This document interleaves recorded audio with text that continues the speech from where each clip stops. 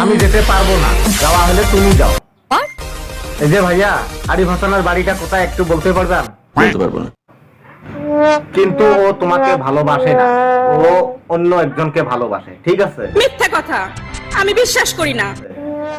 না, আমি মিথ্যা কথা কোনো বলছি না, এটাই সত্যি কথা।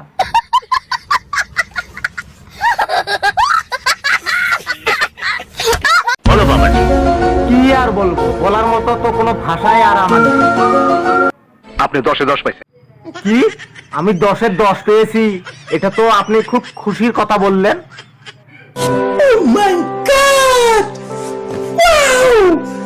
আমি যাব না বলছি, যাব না। কেন? ঠিক আছে, আমি আর যাব না, আমি যাব না, যাব না।